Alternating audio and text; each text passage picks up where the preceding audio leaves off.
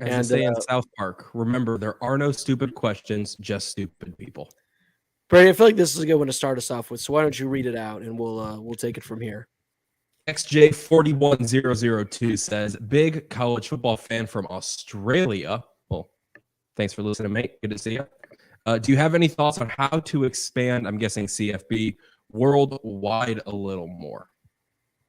Lyle, you got some thoughts on how to expand worldwide as an Irish fan that are playing out in Ireland this next year? That would be my best suggestion, is just move some of these games worldwide and more internationally. But the problem is, if you're talking about the college football playoffs specifically, I think that'd be hard to do, just to have some teams playing in the US and then you give some teams the disadvantage of the long travel, having to go play in Australia or Ireland or Germany or wherever they want to hold these games, and then have to turn around and play another game a week later or 2 weeks later. So I think the best thing you could do is just spread some of these games out during the season, like how Notre Dame's going to play in Ireland early in the season. They've done that before. And if you got some of these other powerhouse teams to play a game or two outside of the US, would probably draw in more fans. It doesn't have to be a great game. Like if you want to have Alabama play their tune-up game in England, go ahead. I mean, it might be a 50-point win, but whoever they're playing, people will probably show out to go see Alabama because they want to see good college football if they're interested. So, yeah, I mean, I think that would be my best 2 cents, is more teams going internationally. Yeah, it's tough because the NFL is trying to expand internationally. You know, I think I saw some things today that they're trying to get the Super Bowl in 2026 to be international. So I don't know how international fans view the NFL, but I'm sure college football is going to be a lot more difficult. I'm with Lyle. Just, have some games there. Doesn't have to be a top 10 matchup by any means. Definitely spread out some, games. But overall, I don't think international fans really care about college football. And the good thing is I don't think people are concerned with, growing college football past the States. Yeah. The NFL just announced, I think it was yesterday or 2 days ago, that a game, I believe, next year will be played in Germany. So expanding beyond just the Mexico City and the London game. So they're going to have a game in Germany next year as well. But Lyle, you said, those long flights, what difference does that make, for a team like Hawaii, right? You're going to play Hawaii every week. Depending on who you are, that's a pretty long flight you got to go to. So maybe something like that could be more used to it than some of these other more landlocked schools. Well, but who's flying to Hawaii every week for a game? Yeah. I mean, most teams would just do it once. I guess it's not that different if you were going to play the college football playoff in Hawaii. The only thing is, people don't usually play. They don't play the college football playoff in Hawaii. Regular college football games. Oh, okay. I thought we had concluded on that he meant college football playoff. But college football games, sure. Play in Hawaii, play in Europe, play in Mexico, wherever you want to expand games to draw fans out. Go ahead. Play in Canada. Or there. Yeah, no, I'm all for expanding games to more locations just to grow the fan base. College football playoff specifically might create some disadvantages. Yeah, I agree. And we got Josh coming on with his beautiful Yeti mic. We got the 2 Yetis on this side. And this is a perfect question because we have a super chat. So Brady, take us away. Well, we had one above this too, so we'll jump back to that one here in a minute, Blake. But Flowboy J, that's Josh's nickname from college. Welcome to the show, Josh. Would you agree or not agree that the expectations for USC are super high this upcoming season with what Lincoln Riley has done so far? Also, really quickly, shout out to Flobo J. Oh, yeah, we can hear you fine. Okay. You're perfect. Shout out to Flobo J. Thank you for the super chat. We're going to be getting a lot of questions. I mean, the chat's going crazy. So if you just have a question that you need answered, like you need to hear our thoughts on, especially Lyle, like you want to hear what Lyle's got to say, you guys can donate to the super chat. That way it guarantees your question will be answered. Comes up in a shiny color. Unfortunately, you don't pick the color. This one's green. We got another one that's yellow, so you can't pick the color. But again, if there's any question or any take you want to hear our thoughts on, you guys can donate to the super chat. As little as $1. You can donate up to $1,000. We have no preference, but we appreciate it. Helps the show go on a week-to-week basis. So with that said, thank you, Flobo J, or Flowboy J, like Brady said, what we called Josh back at ASU. Josh, you can take over from here. Yeah, that is a nickname that I have not heard in a long time. but thank you for bringing it back up.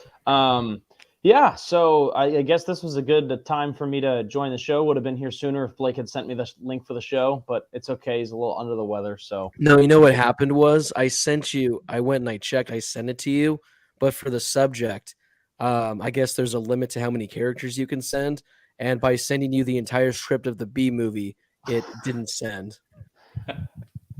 Wow. Well, I'm glad we got to the bottom of it. That's why. Yeah, I think that the expectations are super high now. I think I mentioned this on our last show. I was predicting maybe a 9-win season for USC, eight or 9 wins. I think that just with Lincoln Riley coming in, and then let's just say a recruiting class, just a high school recruiting class, I think whatever he would do at that point would be around 8 wins. I thought it was going to take a little while. After seeing what they've done in the transfer portal, not just with Oklahoma players, like that's what the headline's going to be. They have taken so many players from other places that are going to immediately have an impact on the team. I think that anything less than 9 wins would be considered a disappointing season, but not disappointing in the sense where it's like, wow, like they really underperformed. I think it's going to be like, okay, well, you've seen what they can do and you know what the standard is going to be moving forward. So I do think that the expectations are high. I don't expect USC to be a playoff team this year. I think they can push to be a playoff team. I don't expect them to make the playoffs, at least not right now. I got to ask, when you said that's a nickname I haven't heard in a long time, was that a little reference to current events? Okay, yes. Good. Yes, good. It was. I picked up on it, and that May was good. 25th, baby. Shout out Kenobi. Let's go. Hey, I'm glad somebody picked up on Blake, it. where are we at on the Star Wars movies? Have you caught up? Yes. Outstanding. Yes. It's big Is news. that the bad guy from the Star Wars? Who? No, you don't get it. Never mind. But we haven't watched the Boba Fett yet, so we're behind on that. You should watch that. But in the Chateau, we are very excited for the Kenobi series. Oh, that's good to hear. MJ already got a shirt that says "Daddy won Kenobi," so we're excited. Oh wow, you should get one too. Yes. I would say, in reference to Flowboy Jay's question, that I think Josh hit it. I would say 9 wins, 10 wins is about the standard. They should probably win the Pac-12 next year. Like, there's no reason they shouldn't. Playoffs, maybe that's a stretch in year 1, but 9 to 10 wins should be the bare minimum. One thing I will say, and I say this all the time, when a new quarterback or a new coach or a new player of a certain magnitude comes to a team and they have more than just 1 year left, right? They got 1 year left. It's now or never. Let it be. Take it easy. You got a little bit of time. If you're not hitting it right in this first year, USC fans, national fans, whatever it may be, take a step back and realize this is a team that's been together for only a few months. When they kick off the season in September, it'll be January. That's, call it 8 months of practice, of whatever. When teams have years to practice with each other, have a full year, have a season previous, whatever it may be, just take a breath, hit the brakes a little bit, and don't have your expectations so high. I think they can play up to a Pac-12 championship level, a 10-win season, no question. But if they don't be shocked and don't be surprised and bummed out that they're not at that level yet. They can get there. They just give it a time. Yeah, I think 10 wins is fair. Like, you know, Pac-12, not Pac-12 champions, but at least like reaching the Pac-12 title game. Just because, again, like Utah, they're going to be good. ASU, who knows what's going to happen. Will not. Yeah, so I think in 2023, the expectations will probably be playoff contenders. But I think for the upcoming season, again, you don't have to be Pac-12 champions, but I think like the Pac-12 title game, I think if they don't reach the Pac-12 title game, the season will be a success. Brady, this next question is a fun one, so I'll let you take it away. Here's a question for you. Are they ever going to mic up coaches and players in college football? Says Dwanti Toxie. I don't know. I'd like that. That'd be kind of cool. I would like it. I think that it's a possibility to see something like that with coaches. Here's the reason why I'm a little hesitant to say yes. Although I think it would be cool, I think, and yes, I understand you've got all the NIL deals and, you know, everything that's going on where players are able to then profit off of their own brand, right? Fully support that. At the same time, they're amateurs, right? So I think that that's why maybe you'll be a little networks, for example, would be a little more hesitant to do something like that live. I'm sure we could start seeing something like that where the schools and the programs are doing it. I think that'd be awesome.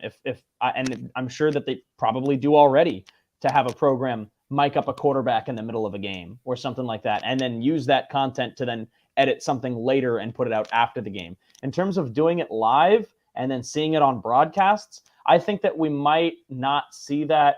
I think you could see it in the future, probably not anytime soon, just in my humble opinion, because these guys are supposed to be amateurs. And I think that maybe they would want to protect them a little bit, but who knows? I mean, it's a changing world, so I don't know. We see it in college basketball currently. I know Fox does it a lot on their college basketball broadcasts, where they will just have a live camera and microphone in a timeout huddle and just the coach talking. It's always very generic. They always delay it until after the play, like, hey, here's what coach said during the timeout. It's, hey, you need to defend better. All right, generic stuff, not X's and O's, not full in-depth information. So I could see it be something like that during like a timeout or something. When like the offense is huddled up on the field and the coaches are in the huddle with them, and before they set them out for a drive, I could see something like that. Yeah, I agree. Yeah, I agree. It would probably just be coaches. And that's the reason for the most part that I think college players don't do a whole ton of post-game interviews too, at least not during the regular season, is because they're amateurs. Like usually these post-game interviews are almost always coaches. Sometimes you get a player, but not at the rate that you see in professional sports, at least not till the end of the year. So yeah, I mean, I love it for the content aspect of it. And I think like one of you said, that if programs were doing it and posting it across their social media where they're dictating everything that's put out, I think that'd be great because people click on that stuff all the time. I would just hate if some 18, 19-year-old young college football player got ripped apart on Twitter because he, said something that in the mind of fans they didn't like or didn't approve of or made him sound immature. And then that gets out and then it can kind of derail the confidence of an 18-year-old kid. As pros, they're pros. They get paid, so it's fine. But yeah, I think that's probably a good medium, is either have a school regulate it or just do some coaches. I think that's a pretty good center point. I will say this too. Notre Dame on their home broadcast, they had the live camera in the locker room with Brian Kelly at halftime, which, you always get that little snippet of, hey, here's what Coach Kelly said to the team at halftime. So we do see some of it during the midst of the game. I don't think we're going to see it for a while, but in down moments, I think it's trending upward. Yeah, you guys hit it all spot on. This question would kind of be better for next week in regards to our transfer show, because I'm sure there's a lot that we have to talk about in regards to A&M, in regards to transfers and all that kind of stuff. But Brady.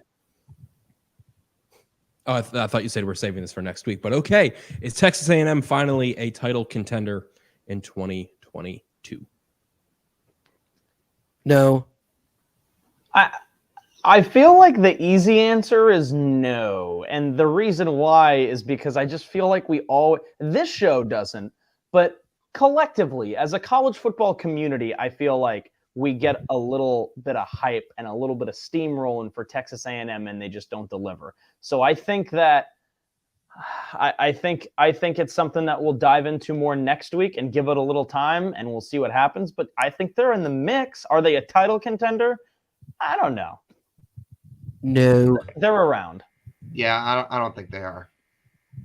I don't either. And this question comes to us from Rowdy KFB 18. Hey, big win at the clash at the Coliseum this past week. So a tremendously terrible race. Terrible. Anyways, I will say though, A&M, they'll probably be contenders in 2023, assuming their entire class that they just spent $50 million to get doesn't enter the transfer portal next off season. So there you go. Thomas says or asks, if I'm a recruit to Michigan, do I trust that Harbaugh is staying for the long haul? Absolutely not. I mean, how can you after he just borderline left? I mean, that kind of shows that he's ready to get back to the NFL, and the first chance he gets at a job, he's probably going to hop out the door. I mean, I know he has to say he's going to stay for the long haul, and I could be wrong, but after seeing how badly he wanted that Vikings job, I have a hard time believing he's really dedicated to staying at Michigan. Yeah, I don't know. I mean, it's just weird how this continues to work out where for the longest time he was not delivering and he should have been on the hot seat. And we gave them a lot of criticism last year for extending him rather than just not firing him. And obviously they had a really good year and went to the playoff and whatever. And I said they were not going to make a bowl game. Yeah, I don't remember what I said, but it was something along those lines. So yeah, I mean, I don't know. It's been such a roller coaster with Jim Harbaugh, and I don't want to say he only had one good year, but he had one good year, one really good year. Everyone had this buzz around Harbaugh all of a sudden, and now there was attention from the NFL, and you got to think like they've been trending upward. They obviously made the playoff this year. If they continue to trend upward, he's going to get more attention and he'll probably move on. And that's the difference between him and some other coaches that have been very successful in a role like his in college football is he also has extensive experience in college. He also was in the NFL and then went back to college and is now starting to have some success. So I think that interest is going to continue to be generated for somebody like Harbaugh. And I don't see him immediately jumping up to the NFL and having success, but I see that interest still being there if Michigan's competitive. So I don't know if I would trust that he's there for the long haul. Yeah, I'm pretty sure from what I heard, I mean, the only reason he went back to Michigan was because the Vikings told him, we're going with someone else. Like, we're not going to get it to you. So it's not like Harbaugh decided, you know what, I'm going to interview just to interview, but my heart's still in Michigan. He ended up back in Michigan because the Vikings didn't want him. So in 2 years, if an NFL team calls and says, we want you to be our guy, like you're our guy, is he going to bail again? So I wouldn't be too ecstatic if I was a recruit. Why don't we get to a few super chats, Brady? So rattle some of these bad boys off. Again, major shout out to everyone that donates to the super chat. Nathaniel, I hope you like yellow because that's what you were given with this one. And as Blake says every show, you can't pick your own colors. You cannot. It's a shame. Nathaniel asks us, what was the best game in this previous year in y'all's opinion? Y'all's? Question. There was not a whole lot of nuts games this year, I feel like. I'm trying to think back to what some of the best ones were. It's tough for me. That Big 12 title game was pretty good. I'll think of some others on the fly, but for now, off the top of my head, I would say that one. I think the Rose Bowl was pretty exciting, and that's coming from someone that bet the under and watched my dreams and hope squander away before halftime. I think that's my answer. I don't know. I mean, if we're going to pick a regular season game, I'm not really sure. I thought the Michigan-Ohio State game was fun. I don't think it was the best game of the year. I thought that was a really fun game. There was also, wasn't the Texas-Oklahoma game really good too? I think that was good. Wasn't that for Spencer Rattler? Not for Spencer Rattler, but that was a good game because that was when Williams came in, right? Mm-hmm. Yeah, that was a really good game. So I'll say that I think the Rose Bowl was good, but if I'm going to pick a regular season game, I think the best was Oklahoma, Texas. For me, I thought the most fun because you could feel it building was Michigan, Ohio State. Oh wait, I've got one more. That Alabama Auburn overtime game. That was my game. Yeah. Okay. Yeah. ESPN of Alabama. Posted. Real quick, speaking of Alabama, did you guys see who they hired as a QB assistant coach or a quarterback's coach today? I did. An Alabama football analyst. I missed it. Who was it? Zach Mettenberger. Goats. Oh God! Really? Yeah. Yup. Interesting hire. ESPN posted a few weeks ago the top 100 games from the college football season. Number one is a very interesting selection. They chose the Ole Miss Arkansas game. Oh, that was good too. That was like 55-51 or something. 52-51. Yeah, that was a good game too. Listen to this. Over the last 7 seasons, Arkansas and Ole Miss have had games decided by scores of 52-53, 52-51, 34-30, 38-37, and 37-33. Wow. It had the Rose Bowl number 2, A&M Alabama at number 3, Oklahoma State Oklahoma number 4, and the Big 12 title game, number 5. And that's Oklahoma State, Notre Dame at number 6. Interesting. Oh, remember the Ole Miss Tennessee game was good too, because that was the one that had there was like the delay of them throwing stuff on the field.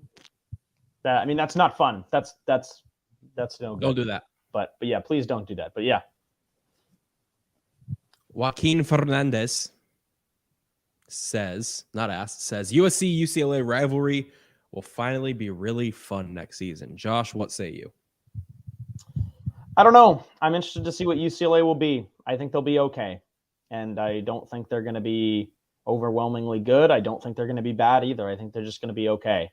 And again, is DTR still going to be there?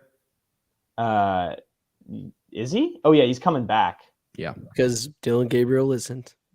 Yeah, so I don't know. I think that it'll definitely be interesting. You lose like 3 in a row and you win 1 game, and I think you might get a little ahead of yourself. But either way, I think that if UCLA is competitive, I think it'll be good, because I think we're all kind of in agreement, unless you're a blindsided and narrow-minded Oklahoma fan, that USC is going to be pretty darn competitive next year. So I think that as long as the two of them are competitive, I think that that's good for the rivalry, and I think it's good for the Pac-12. I guess it just depends on how you view a really good rivalry. Like USC should be pretty good, right? And we're all in agreement on that. UCLA, maybe. I mean, getting Zach Charbonnet back is nice, but they're still going to lose some pieces. Like they lose Kyle Phillips. I think they lose a couple more seniors on this team. I don't know if they have the firepower to hang around with what on paper looks to be a really, really good USC team. So maybe UCLA gets there one day. I just don't know if I'm really going to find myself giddy to tune into this rivalry or not, just because it feels like USC kind of has the upper hand. And you got to remember, I think one thing that USC has over UCLA at this point is they're just going to have so many more weapons. And you look at UCLA last year, and I know DTR is a quarterback where you never know what he's going to do because he's super athletic. He can run the ball, he can throw the ball. But at the same time, they were is uncreative a word, or is it non-creative? Whatever the opposite of creative was what UCLA's offense was. Like they were very one-dimensional. They threw the ball to 3 people, and it was Kyle Phillips, who I just don't think is a wide receiver I think he's a dynamic wide receiver, but he's not going to blow you away. Greg Dulcich, the tight end, was reliable. And then they threw the ball to the running back, whoever it was, whether it was Charbonnet or Britton Brown. And that was it. And it was a very one-dimensional offense. And I think that's one thing that USC is not going to have next year is a one-dimensional offense. Yeah. And I think Phillips is going to the draft too. So that's another weapon to take away. So Yeah, like UCLA was good last year, but like Short Round just said, UCLA was bland, and I agree with that. I think they were good. I think they were kind of bland, especially on offense. Yeah, but I mean, who knows how UCLA is going to look next season? But if they're anything like this past season, at least it'll give us the best SC UCLA matchup in some time. I mean, I don't even know when the last time both teams are. I'm not saying UCLA is going to be ranked, but again, if there's still like another 8-9 win team, maybe they slide into the top 25 for this matchup, which would be fantastic for I think that's the second to last week, because I think, again, SC plays Notre Dame the final week, which is the stupidest thing. These two teams should play in the last week of the season, not the second to last. So hopefully we have a top 25 matchup between both these teams. Bradyth. You put that up. I'm trying to find the last time both teams were ranked when they played. Chandler Pierce, will you please, and this is for Blake, please make a video on the Ohio State and Utah Rose Bowl game? I'm a diehard Buckeye and think it would be a sick video. Also, Stroud for Heisman? Yeah, I'll do this one quick, and then we can go to the second. Unfortunately, Chandler, copyright, they like to get you. So it was a great game. I mean, Josh, you have to admit it was a great game. You just have to admit it was a great game. I also watched this in the Staples Center media room, and like everyone else was like quietly eating, and I'm like sitting there going, it is taking everything in me to not lose my mind at this game right now. But yeah, I did. I held it in. Because of copyright, no. But to answer his second question, Stroud for Heisman next season? there's 3 guys on that Ohio State offense that could win the Heisman next season. Yeah. I mean, Stroud's the most likely. He's the quarterback, and I think he's going to be in the top 2, 3 in terms of favorites, along with Bryce Young again. Yeah, I mean, I don't think that's a hot take by any stretch. I mean, he's going to be right there in it. Agreed. I agree. Yeah, I think Bryce Young's currently the favorite, but we've only seen someone win the Heisman back-to-back year. Or no, just in general, someone win the Heisman twice, only once. So it's going to be tough. So I think CJ Stroud, if I had to put money on it, which I eventually will be doing at some point this offseason, my money's going to be on Stroud. I mean, I think Ohio State next season, I think that they're going to be really damn good. I mean, I think they have the best wide receiver in the country in Jackson Smith and Jigba. I think you can make the case they're going to have a top 2 to 3 running back in Travion Henderson, and you're going to have the best quarterback in CJ Stroud. Not to mention that wide receiver room is just going to be insanely deep. So With Marvin Harrison Jr. as well. Yeah. Yeah, I think Ohio State is going to be great next season. I think it's going to largely be because of CJ Stroud. Hey, look, our man Flowboy Jay is back at it again. Big fan of Flowboy Jay tonight. How much of an impact will Quinn Ewers have at Texas? Should he start for the Longhorns, or is it not the right move? And should Sark give Card a go? Can I counter this with a question? Can I counter a question with a question? Oh, yes. Is Quinn Ewers going to be closer to Justin Fields or Tate Martell? I thought the same thing. Which one? Oh, that's a good question, Lyle.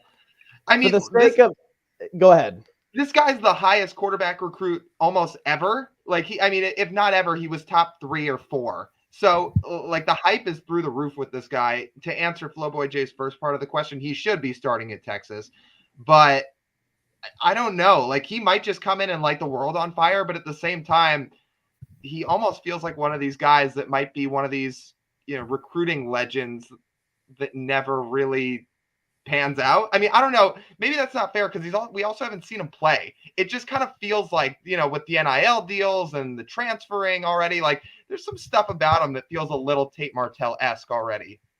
Also, I know this isn't something that we typically discuss on the show, nor does it really matter, but thoughts on the hair. I'm all in. We never talked about this with Trevor. Come on. Trevor played, though.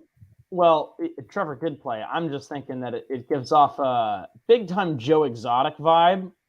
So I was kind of thinking that. Which is why I think he's going to be sick. I don't know how good he's going to be. I think he's going to step in, and I think he'll have some freshman struggles. But I think it'd be nice to see him start. I think he's a good fit at Texas too. He's also from there, so I mean, through and through, seems like a Longhorn kind of guy. And finally goes back, and he was wasn't he like a big part of that, like making all that money from the deal, the sponsorship deal, having never played, which I think is hilarious. But yeah, well, I mean, why not? I'd like to see him have a go at it. And will Texas finally be back? No, but maybe. But probably no. I will say he's closer to Fields than Martell. I don't think he's going to be some absolute bust who never plays. But again, like we kind of got to see him get on the field here. I don't know what he's going to be. I don't think it matters what he's going to be because he's going to go down as an all-time legend. Because when he was in high school, because he went to high school in Texas, he was going to go to the Longhorns no matter what. But when he was a junior in high school, you couldn't make money yet in the state of Texas for college athletes. So he said, you know what? Let me finesse the system. So that's when he, reclassified, went to Ohio State for a year instead of being a senior in high school, got over $1 million, then dipped, and then ended up at Texas the same exact time he would have been there anyway. So even if he's like Tate Martell, the dude played the system. It's probably going to be getting a couple million while at Texas as well. So, and he also got a year of Sark under his belt. So Sark's back in the head coaching job and is able to get the system in place. And, it's not that hard to say, here, Bijan Robinson, take the ball and do your thing. Yeah. I mean, that's the thing too, is if Ewers pans out to what the hype has been built for him and Bijan combined, I mean, that could be nuts. Texas could win the Big 12 if those two guys are both firing on all cylinders. But again, we're going to have to see Ewers get on the field. What do you guys think, Jackson? Do you guys think Jackson Dart will do well at Ole Miss? Absolutely, I do. I think that and I said this last year, I was not a fan of the full move from Dart to Slovis in the middle of the season last year. Personally, I didn't think it made a lot of sense. And I think what SC might have needed last year was not necessarily the spark of energy that maybe Dart brings. I think you needed somebody who's been there and is a leader. And I thought that was Slovis, who had been a good quarterback for them. Either way, I think Dart meshes at Ole Miss perfectly. I think him working under Lane Kiffin is going to be awesome. I think he could start on that team right now, and I think that he could be very good on that team right now. So I'm excited to watch Jackson Dart in the future at Ole Miss. Obviously, you guys all know my roommate Braden. We went to school with him. He's another broadcaster. He is like kind of loosely an Ole Miss fan, so he's an ASU guy through and through, but also likes to watch Ole Miss. And I think that he's excited to see Jackson Dart step in down there as well. Yeah, Lane seems to do pretty well with quarterbacks, and I think Short Round just put that in the comments too, that, yeah, the Ole Miss offense is easy money for QBs. So Lane makes it easy for quarterbacks to thrive at Ole Miss, and even the guys that aren't top-line talent seem to find some success. Like Jordan Tamu a few years ago threw for nearly 4,000 yards, and I don't think he's played a game in the NFL or anything like that. I don't even know if he's still on a roster or not. But if a guy like that is thriving, he almost threw for 4,000 yards at Ole Miss. A guy like Dart, who has only played 6 games, but is probably a more talented quarterback than somebody like Tamu was. Yeah, I don't see why he can't step in and fill Matt Corral's shoes pretty nicely. He is currently a free agent. He was the starting quarterback for the St. Louis Battlehawks of the XFL. Yes. Oh, well, there we go. Well, think about this next few years for Ole Miss, right? You have Matt Corral the last few years. You're going to get Jackson Dart for the next few, and then you got Archie Manning stepping in there in a few years. Yes.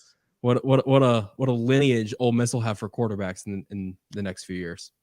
Well, you have some inside scoop on that or something? No, I got nothing. I just think he's going to go to Ole Miss. Leave it to BK to break the news in a year when it happens. Breaking. I have no news. Yeah, right. Guys, Yeah, you'll never we just believe need what somebody big on Twitter. you'll never believe even what Jeff scoop Saturday Vinatieri. told me today. Source Couldn't even at scoop Vinatieri. HHO_. That's what we need. Gosh. And if HHO_ had it first. Short round, Well, drop your question in here. I saw you had one earlier, but if you want to drop one in, go ahead. I was just going to say as well, we got one question here, which I think is a good one. And then after we get this, hopefully Short Round has his. And then we'll go to our fun Super Bowl talk. So Short Round, get your question to us. We'll get to it after this one. So Brady, take it away. Riley Mitchell asks, what teams do you think will be the most improved in each conference? All right, so I'm gonna go in the Sun Belt first, guys. I'm thinking we'll do Power 5. Do we each want to pick one Power 5 conference? And then, I don't know, Yes. maybe that speeds it along a little bit. Yes. All right, let's start with the Pac-12. I think that's an easy one. I think it's USC. Or, Yeah, you know what? I'm going to add on here. I don't think this team is going to be good. I think that they will be competitive. I think Arizona wins 6 games next year. And it will absolutely be against Arizona State. They'll both be 5-6 going into that game, and U of A is going to win. Okay, so if we move on and pick another conference. SEC. SEC. Trying to think what team can really improve. I mean, I guess the easy answer would probably be LSU, and you assume Brian Kelly can get some recruits in that can have them play better than they have the last couple of years. Oh, exactly. How about the fact that dude did not commit to LSU? That was unreal. That's even better. But yeah, I think that's probably the easy pick because LSU's kind of underwhelmed since they won the title, and I would assume they can at least get back above, 6 or 7 wins this year. So I'll say LSU. I'll maybe Big Ten. put Florida in there. Oh yeah. Big Ten. I got mine. Indiana. I'm going with Rutgers again. They're getting to that 6-win mark. Damn it. They had 5. Is it really? So is that an improvement if they go from 5 to 6? Well, I guess technically, yes, it is an improvement, but it is. I'm going to go with Northwestern. I think literally with how bad they were. I mean, they were literally in the Big Ten title game 2 years ago, and then they won like 2 or 3 games this past year. I think they'll be back. I mean, probably not, but hey. Also, Josh, I liked your pick on Arizona because technically, I think they won 1 game this past year, right? Mm-hmm. So that's a good one. And what did I say last year during the shortened season? I said I like Jaden DeLora at Washington State, and I said I like Jaden DeLora to beat Oregon, and he was good. And here we are, and he's transferring to U of A. So U of A has a quarterback, and ASU likely doesn't. All right, so who do we got left? The ACC? Big 12. ACC and Big 12. I'll take Texas. I'll go Texas. I think all things considered, it will be an improvement for them this year. I'll take Quinn Ewers, a.k.a. Joe Exotic, to have a good season if he's the starting quarterback. I don't think overwhelmingly great things about Texas. I don't think they're going to be unstoppable, but I think they will be improved. Yeah, that was going to be mine too. And then, man, what are our thoughts on the ACC? I don't want to say Clemson because but they still won 10 games, so I wasn't going to say Clemson. But that was a disappointment of a season for Clemson. Miami. So it was. North Carolina? Yeah, that's a good one. I would probably say Miami too. North Carolina? I think if anything, North Carolina is not going to improve. Yeah. The ACC is going to be interesting next year because, I mean, Wake Forest, Pitt, they both kind of peaked. But then again, Pitt's going to be pretty good next year. They literally returned their entire offense. You go from Kenny Pickett to Keaton Slovis. And you've got the Biletnikoff winning wide receivers. Yeah. And, NC State, they were good again. Clemson, they'll probably be better. Louisville and Florida State, they were mediocre, but they're always right there in the hunt. So, I mean, Miami, again, I think Miami's going to be pretty good next season. So, I think the ACC, I know in years past, they've been kind of like near the bottom. I like them a lot next season. All right. Here's the short round question of the night. Pick Winter Olympic events to put college football players in. Short round is putting Will Anderson and Bryce Young in the 2-man bobsled. Anderson is the pusher. Young is the pilot. I got mine right off the bat. Give me Jordan Davis and luge. Easy. See, okay. Do you think he's winning? Big air skiing. Okay, so here's mine, and I did some research here. I am taking John Cron. He is an offensive lineman from Portland State. He is a Riverside, California native. Do we love Riverside? No. Am I close to Riverside currently? I'm about 15 minutes away. Braden's calling a game in Riverside right now. Here's the thing about Mr. Cron. He's an offensive lineman. He's 6'10", 395. So I think I want him in luge, but I think it would be entertaining if he was in the men's ice skating competition. Oh, I want to change to Jordan Davis to ice skating now. Yeah. See, I wasn't going to pick any of the skiing or figure skating just because I figured that would be, I don't know, it's too hard. You don't know if these guys know how to ski or not. So it's such a, it's such a unique sport. Give me Bryce Young to do curling because the guy has finesse. Like he throws a good football. So curling, kind of the same thing. Like you have to have some finesse and some touch. So yeah, I think he could curl. Brady, what was the one that you mentioned? I always forget the name of it. The sport you just mentioned. Luge. God, watching that is like, dude, it's terrifying. They get like 100 miles an hour. Yeah. So whoever the fastest player in college football, put him in there. So I will say this: whoever the fastest in college football is, say we take, give me Bijan Robinson and bobsled, because you see Lolo Jones, who's an Olympic sprinter, but is also an Olympic or formerly Olympic bobsledder. So it crosses over. You got that running, and you got to just get in the sled and go. So some fast people in bobsled. I think that works for you, Blake. All right. So thank you, short round. And we'll move now to wrap up this show with some fun. We're going to talk about some Super Bowl prop bets. I've got a list if you'd like. Oh, Brady. I don't think you don't need a list. I think I have some there. So we're going to be going over some of our favorites Super Bowl prop bets. Guys, let us know in the comment section down below who your favorite prop bets are. Anything you think we might have missed. What your favorite ones on the year are. Then we'll wrap it up with our Super Bowl predictions. So while I get out my 46 prop bets that I have action on, and I sort through my favorites, I'll let you guys quickly discuss what your favorite prop bets are for the upcoming Super Bowl. I mean, I think the pretty obvious are heads or tails. Yes. And it's What are tails. Okay, we need to get a list here. Red Gatorade. Yeah, color of Gatorade. Here is the list of prop bets from the Washington Post, if you would like. I've got a few here. Over under 95-second national anthem. 95? Yes. It's the shortest over under in the last 20 Mickey years. Guyton. It's the shortest over under in the last 20 years. Is it bad that I don't know who that is? No one knows who it is. I don't know why that's. No one knows what it means, but it's. I'm gonna go. Wow. So this is an interesting one because if we don't know who this is, I don't know the singing style. I'm gonna go over. I'm gonna go over. I'll say over. I'm going over too. Hey, Short take round note just- of these, Blake, and then we'll see what it is. We'll Short see round how just many we threw get this right. one. He said, favorite prop bets over on the Jamar Chase rushing total. I don't know what it's at. Betting on whatever the first halftime song is. Hands down, it's California Love. No doubt about it. I Right. What if it's last though? I think it's not going to be the could be. first one. Yeah, it could be last. They might save it. Yeah. Who knows? I don't think it's first. I don't know. I mean, if I had to pick a prop bet, it would probably be Cooper Kupp to score a touchdown. I mean, he's scored in what, all but 5 games this year, and he scored in every playoff game. That one seems pretty safe.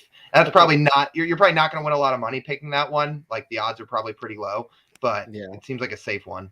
I've got some prop bets here from covers.com, and these are game oriented. Do you want me to read off some of these? Sure.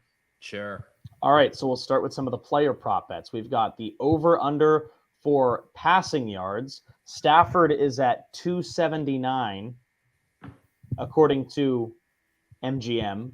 Burrow is at 272. What are we thinking? I'm going under for both.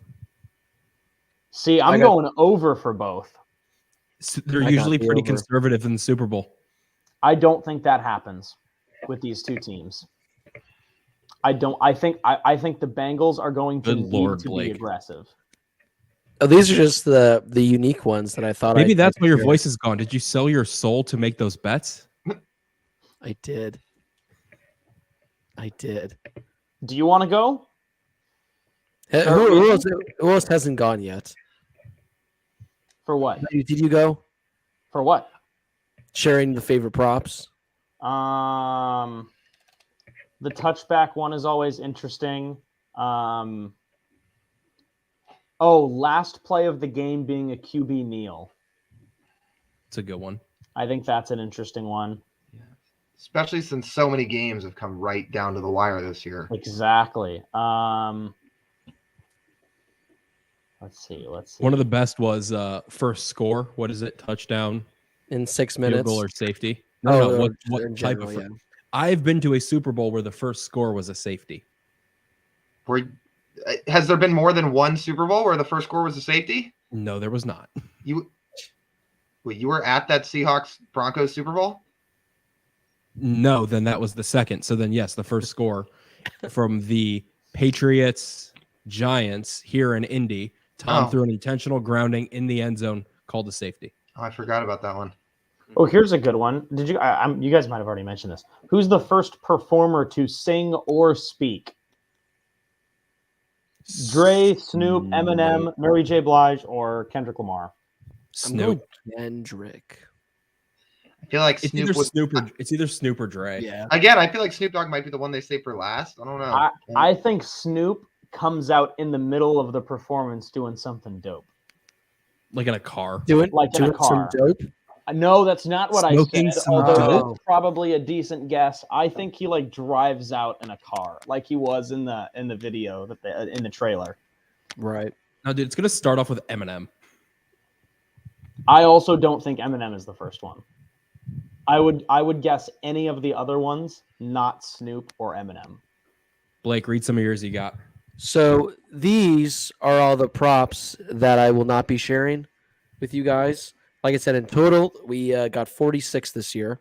Oh my We god! upped it up from last year, so we got many of 46. them are guarantees? You're a degenerate. And the craziest thing is, it's not like $1 on each one either. I need to put up my Like you should dual call fan. 1-800-522-4700. Yeah, 1-800 get help. All right, so 1-800-9 with it. some of my favorites, guys. The opening kickoff will not be a touchback at plus 120 because it's the Super Bowl. These guys are amped up. I think whoever the returner is going to want to return it. Yep. The final play in the first half will be a quarterback rush, so I think they're going to kneel it at the end of the first half. It's definitely at the end of the game makes more sense as well. But then again, with how close these games are, it might be a game-winning field goal. So I don't know, guys. Here's a fun one at plus 150. Total players with a pass attempt. I took the over of 2.5. Yep. So I think we might have I some like that over. trick play action.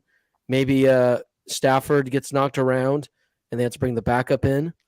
So who knows? Who knows?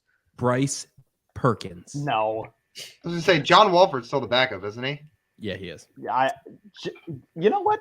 Give me Bryce. We had Kareem Orr play a game this year. Oh God, I'm Blake okay loves with Kareem Orr. love Kareem Orr. Yes, he does. Yeah, Wolford's a backup, and then it's Perkins. Guys, Did I'm you guys taking. know that Matthew Stafford and Clayton Kershaw were friends in high school? No way. Did I have you know this that they- theory. I have this theory that the two of them aren't friends, but because the media like hypes this up so much, because there's literally one photo of the two of them together over the last 15 years, No, there's. Oh, you mean since then? and since they were kids, and that's because they were at the ESPYs together.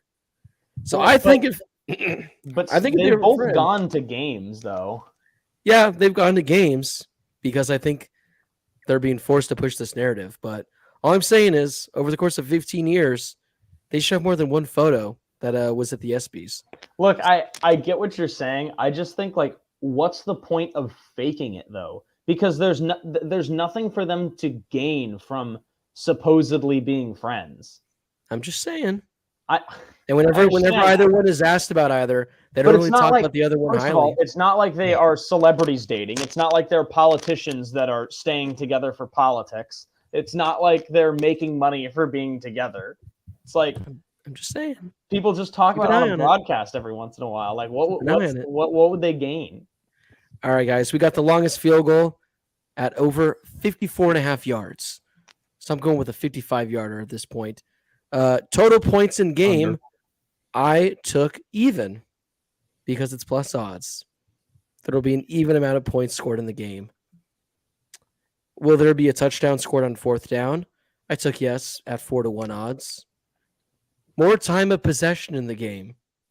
I think the Bengals will have the ball longer. Here's a fun one, guys. I think you're wrong on that. The Bengals attack quickly. The Rams are strategic. The Bengals attack quickly. Here's a fun one, guys. I took the first team charged with the timeout will be the Rams because we all know how Sean that's McVay easy. gets with the timeouts. That's an easy bet. Oh, yeah. That's so easy. Yeah. I took the over on Evan McPherson points at 7.5 because I like to call him Mr. Unstoppable because the guy cannot be stopped. I got the longest punt by Kevin Huber at over 53.5 yards. I like it. Kevin Huber. And the final one, guys, we put 100 large on this one. Tails. Yes, it's tails. 100 large It's always tails. on tails. Is it Almost always tails? tails. I hope Josh Allen doesn't watch this show. Brady, you'll appreciate this. The odds are minus 101 instead of even, so the sports books can still profit because They can. Because they always win. Also, stopped by Circa. I was in Vegas last week. Stopped by Circa. That place is delightful. Is it? That place is awesome. She is a whore. No one under 21 allowed, so it was a good time. Yes, That is as true. They Blake card says, you when you come in. four. They card you when you come in. So, guys, right. before we wrap Blake, it up, Before we picks. wrap it up, color of Gatorade and pick. Blue, and I got Bengals plus 4.5. I wouldn't be shocked if the Rams win by 3. So, Bengals plus 4.5. Color Gatorade. Blue. Blue. Or no, I'll go red. I I said think it red depends earlier. on who wins. It depends on who wins. I'm taking blue, and I So you're want taking nothing. the Rams. I want nothing to do with making a prediction about this game. Go Rams. Whose house? Lyle? Rams' house. Well, the Rams are going to dominate both sides of the trenches, so that's going to already kind of make it an uphill battle for the Bengals. I mean, the Rams have the better offensive line, and they have the better defensive line for sure. I do like the Bengals secondary. Like, as a whole, those guys are good, and they're sneaky underrated. They don't have a Jalen Ramsey, but there's multiple studs in that Bengals secondary. And, yeah, I mean, I think it's going to be close. I'll take the Rams, but yeah, that plus 4.5 is probably a good line, just because I think it's going to be really, really close. If the Rams win, it's blue. If the Bengals win, it's orange. I think that's pretty standard there. And I'm going to see orange Gatorade, so I'm going to go with the Bengals. Just because why, Lyle? I hate you, Brady. Because why not? Take us home, Brady. Take us home. I mean, look, if the Bengals want to win, they're going to have to throw a lot of quick passes. Like, they're going to have to get the ball out really quick. And then just beat them in open field. You know what? We'll let Lyle close the show tonight. Yes. Okay, well, that will do it for this edition of the Harris Highlight Show. As always, we appreciate all of you guys tuning in. We appreciate you guys coming on, hanging out with us, listening every single week. We hope you enjoyed this show. We hope you enjoy all our shows. And come next week, we'll be plugging it on our social medias as well. We're going to have a big show coming up. Hopefully, Blake will have his voice back, but we're going to be doing a transfer show where we break down about 1 million transfers that have happened within college football over the last All of couple them months. to USC. I was just going to say, Yes. from Oklahoma. They didn't get players from Oklahoma. They got players from the transfer portal. Who would want to live in LA over Norman? I just don't understand. Stupid How quote they- that was How do from you Lincoln even make Riley. that decision? Who would want to do that? Hey, Lola, chill out. The tears of unfathomable sadness is all I can say. Listen, so yeah, we'll be doing that next week. Transfer show, date to be determined. Check our social media for that. It'll be next week, and it's going to be a good show. It'll probably be a little bit of an extensive one too. So be sure to tune in for that. But for now, for Blake Harris, Brady Klain, Josh Schaefer, this has been Lyle Goldstein from Kirkland, Washington. We appreciate you guys tuning in, and we'll see you next week.